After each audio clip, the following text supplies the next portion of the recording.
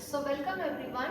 Today we will be solving a problem on pentagonal pyramid related to slant edge problem. So everyone know how does a pentagonal pyramid looks like. It will be having an base surface of 5 sides which will be bounded by 5 triangular surface which will be meeting at a common point called as an apex. Right, so it will be having the top center as O and the bottom center of the surface as O1. So this is about the pentagonal pyramid. So all these longer edges are nothing but the slant edges which are coming together to form the apex of the pyramid. Right, so now the question is, it is a pentagonal pyramid problem whose side is of around 25 mm. So each side of the base is of around 25 mm and the axis height is 50 mm. So the axis height is nothing but the axis at the apex to that of the center of the surface. So this vertical height is our 50 mm height. And it is told how it is resting. It is resting on one of its slant edge. And again here, if it is a problem on slant edge, always you should assume that you will keep one of the corner towards your right. Then only you can take the projection of slant edge to the vertical plane and then shift that front view in such a way that one of the slant edge is on HP. For that case, irrespective of the type of pyramid you are solving, so whenever the problem comes with respect to slant edge, you should keep one of the corner towards your right, not the edge.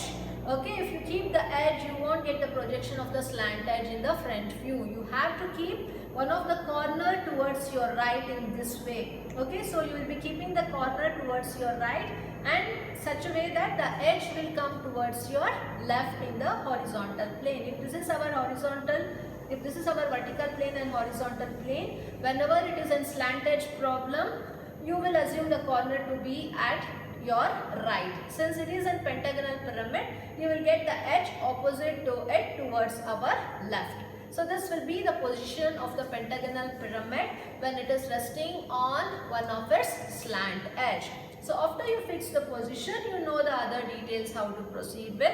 So you will see the projection, you will see the top view from the top. So when you view from the top, you will be able to visualize the entire bottom surface of the pentagon pyramid. So it provides the true shape of the base surface. And when you view from the top, O will be visible, O1 of the base surface will not be visible. So that we will put it in the bracket. So that is our top view. Similarly, when you view from the front, when it is resting on one of its corner, we can see the projection of this slant edge to the vertical plane, the projection of this slant edge to the vertical plane, and the projection of this slant edge to the vertical plane. Even though we have the axis from O to O1, that will be overlapped with this one of the slant edge. And hence we won't be showing the axis line in our front view. It will be just the projection of the slant edges. Okay, and so it will be looking like a triangular surface because all the pyramids are bounded by triangular surface. And hence the triangle surface will be our front view and the pentagonal surface will be our top view, such that we are keeping one of the corner towards our right. Okay, so this is about explanation about the initial position. So now if you want to keep the corner of the pentagonal pyramid towards your right, you should be having the edge towards your left. So start constructing the pentagonal surface in our top view because it provides a true shape of the pentagonal surface. So first you will draw a vertical edge. The dimension of the side is 25. So please show the dimension of that side. Measure 25 mm exactly. And then construct the remaining side. So then you will take 120 degree, 108 degree. So interior angle will be 108 and even here interior angle will be 108. After you take interior angle, you will measure 25 mm and you will just cut an arc. Measure 25 mm and cut an arc. So from here again you can measure 25 mm and just cut an arc, 25 mm and just cut an arc. Where it meets you can join so that you will be having one of the corner towards your right. So this is a required position when the given pentagonal pyramid is resting on one of its slant edge. So once this is done, when you view from the top, all the base surface will be, base edges will be visible. So you can name that as A, B, C, D and E. After that, we have to identify the center. How do you identify the center in the pentagon? You have to draw a perpendicular line from corner to the opposite edge, and again from the corner to your opposite edge. So where it meets will be our center. So O will be visible from the top and O1 will not be visible when you view from the top. So you will write O outside the bracket and O1 within the bracket, and please show the dimension of at least one of the side of the pentagon. So this completes the true shape of the top view in our first stage, and then we have to now project the projections to our front view to get the required front view. So what you do is you take the projection from the corner D. Projection, this C and D will be coming along the same line. This is the projection of center and projection of A and B. Please draw vertical parallel lines.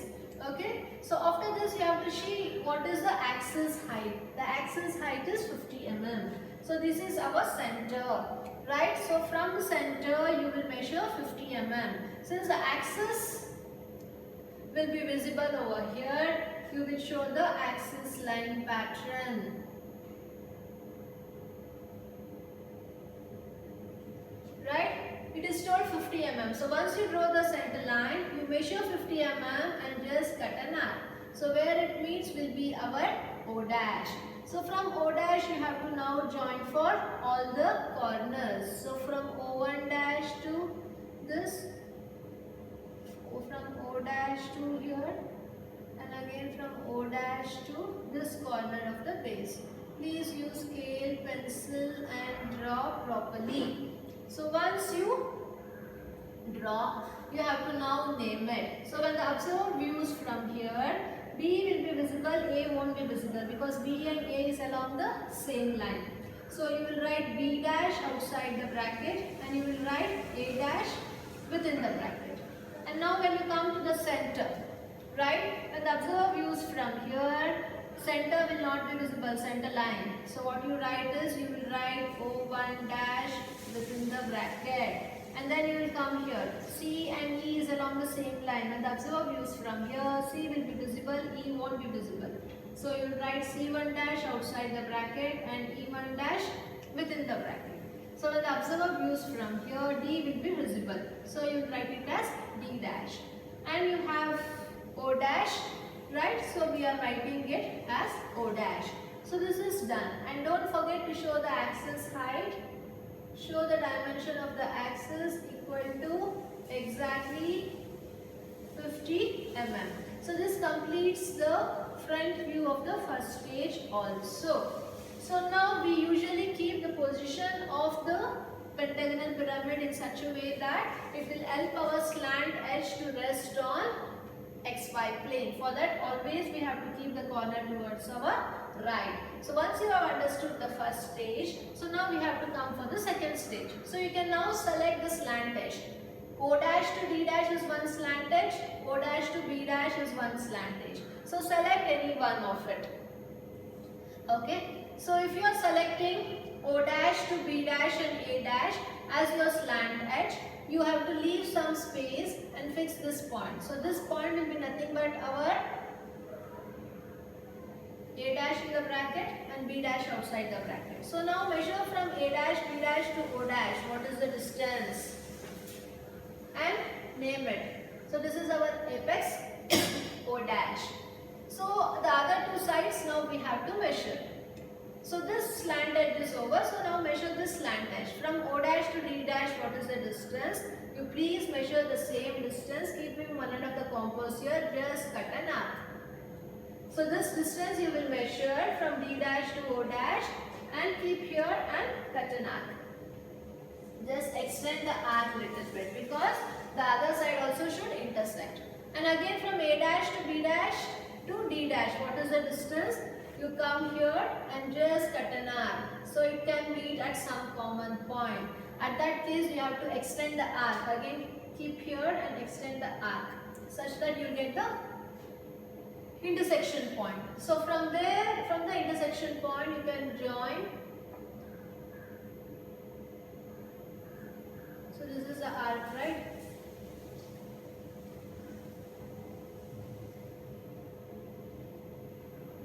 So you will join. So from the same intersection point,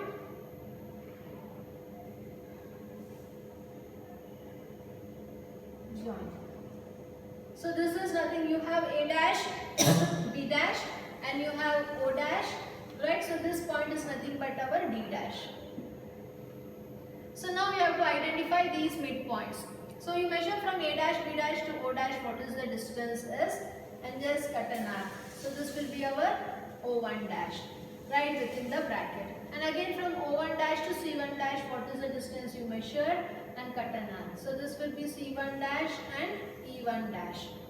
So after that kindly join those projections through the apex. Axis line, this is O1 dash, so please show center line pattern only. Don't do it as continuous visible line.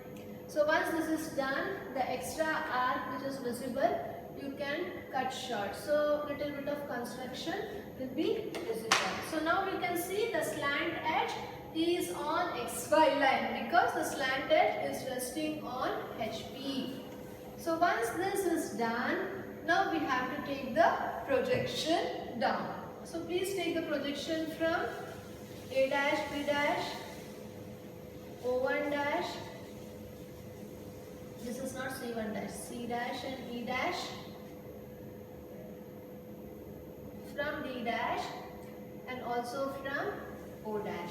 After you take the projection from the front view, extend the projection from the top view also. From E, from A, from B, from B and from C. Okay. So after you draw the projection, kindly erase the extra lines. So once you erase the extra lines, you can start reading the locus.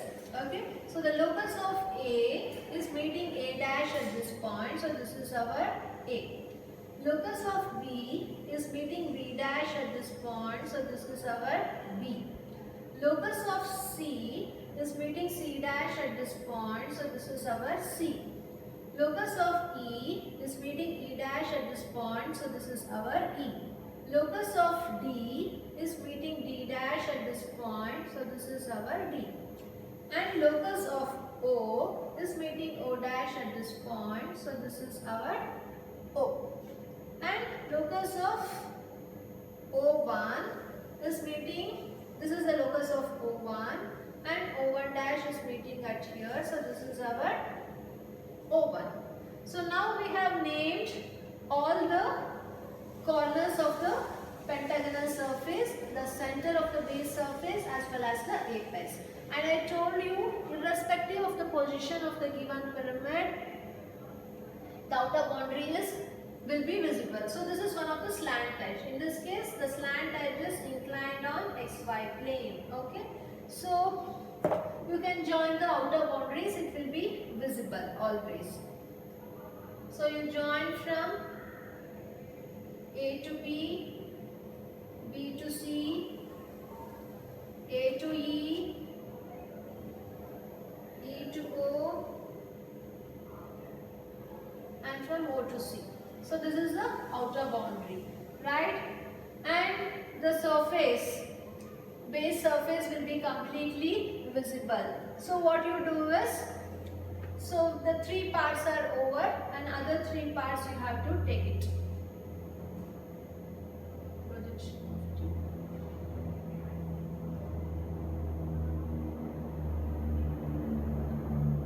Join E to D and D to C.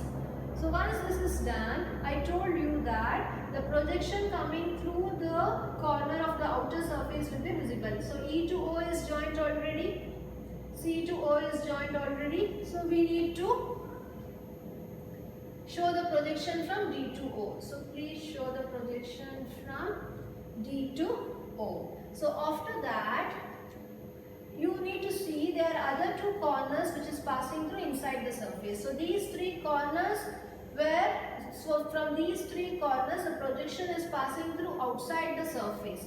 But these two are the corners. So if you take the projection from these two corners to the apex, it will pass through inside the surface and hence this will be hidden. So show hidden line from A to O and from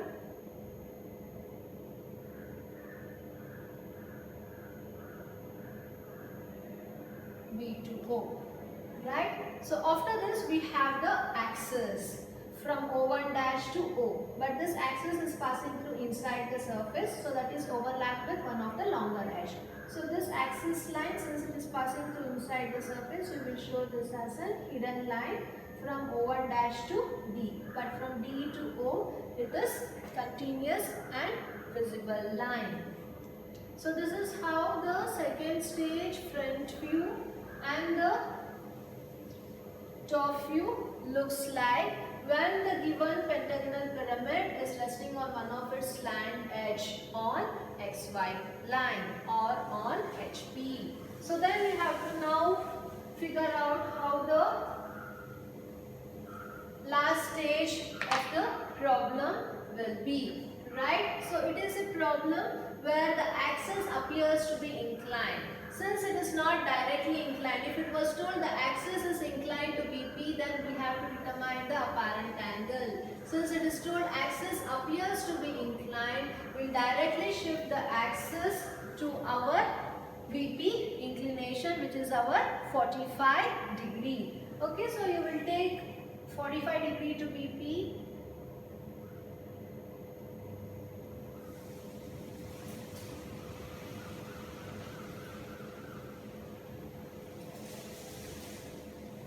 So once you take 45 degree to BP, so this is our apparent length from O1 to O. So you will fix one point. So let this be O. So from O to O1 you measure what is the distance using the compass. Come here and just cut an arc.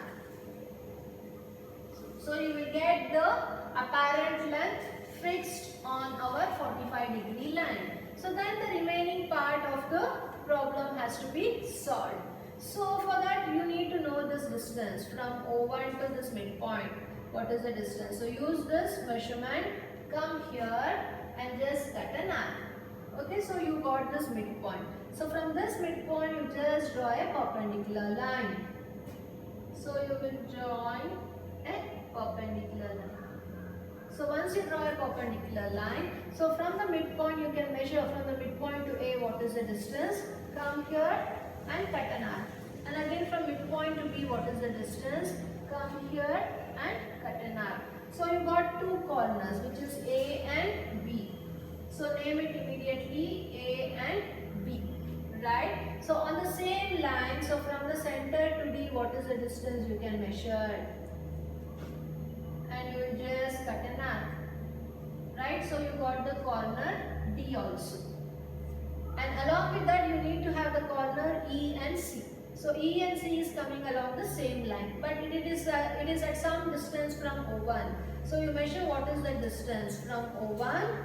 Come here and just make a reference point. So you got this reference point. So from this reference point just draw a perpendicular line.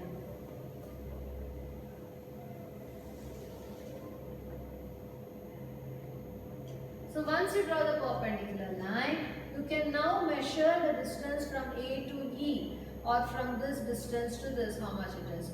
Okay. So whichever is convenient, you can either measure from A to E what is the distance and just cut an arc. Or you can measure from this midpoint to E what is the distance, come here and cut an arc, whichever is convenient. And again from this midpoint to see what is the distance you see, come here and cut an arc. So you got the corner E, corner C, A and B. So the base pentagonal surface is done. So you will join A to E, B to C, E to D and D to C. So we have the apex O also. So now we can join to our apex from O to C, from E to O, right? And we have other two corners A and B which is passing through inside the surface. So it will be dotted line. So from A to O will be a dotted line. You can see from A to O, it will pass through inside the surface and hence it is a dotted line. And again from B to O,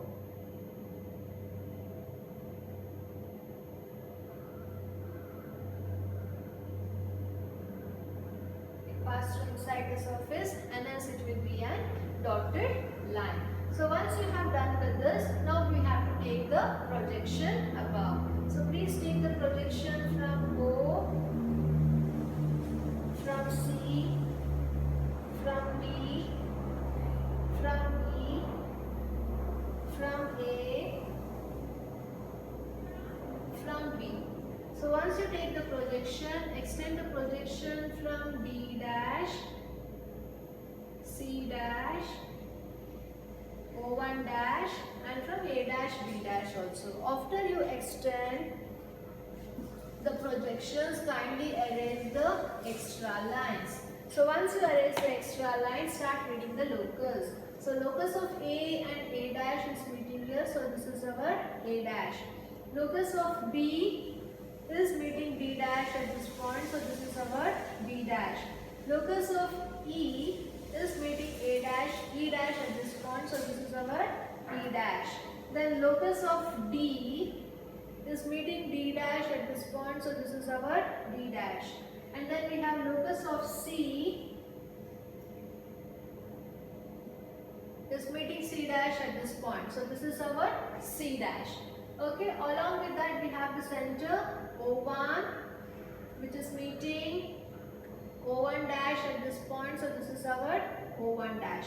Along with that we have the apex O which is meeting O dash here. So this is our O dash. So now we got all the 5 corners of the base prism, of the base pyramid and the center and the apex. So I told you the outer boundary will be always visible. So you join the outer boundaries.